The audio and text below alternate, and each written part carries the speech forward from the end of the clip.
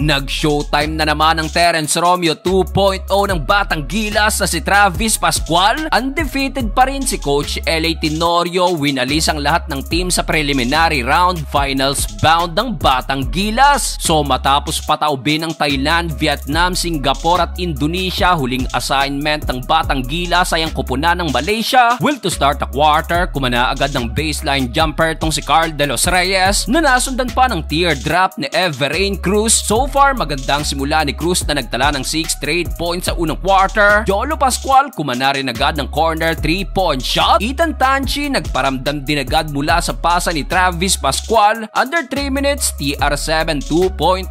Travis Pascual kumana na rin ang kanyang first 3-pointer at dito na magana ang lamang ng Batang Gilas sa double digit. Gandang no-look pass pa ni Travis to Carino and 1. Abante ng 16 points ang Gilas, 12-28. Second quarter, heto na ang hinihintay ng lahat. Nag-showtime na si Travis Pascual. Hang time sa kanyang end 1 na nasundan pa ng putback ni Travis. Off the steal na libre din itong si Jolo Pascual. Ganda ng ball movement, unselfish basketball ang nilalaro ng ating Batang Gilas. Almost 20 fast break points ang na-convert ng ating national team. Dahil sa massive run ng Gilas, pumalo na ang tambak sa isang buwan. Ito ang maganda sa composition ngayon ng Batang Gilas dahil halos lahat capable to score, kung saan natapos ang first half sa score na 55-29. Start of the third quarter, napabayaan ng sniper ng Gilas sa labas na si Everrain Cruz. Nasundan pa yan ang isa mula naman kay Jolo Pascual. Travis naman umatake rin sa kanyang left-handed layup, kaso dito nangangagat na rin ang outside shooting ng Malaysian team. Pero still in control pa rin naman ang Gilas. Gandang Eurostep na Everrain Cruz, lipad ang depensa. Tinapos pa ni Travis ang third period. Sa kanya na namang napakagandang galaw. Bata pa pero mama na ang galawan, 75-46. Fourth and final quarter, take over pa rin si Travis Pascual na agad kumana ng back-to-back basket for Gilas. Anak ni Denok Miranda, napa-flex na rin sa kanyang end 1. Nasundan pa yan ng left-handed layup at sa laki ng tambak, tagumpay ang Gilas na nasweep ang preliminary round. Finals bound ng ating mga bata, kalaban bukas ang Indonesia.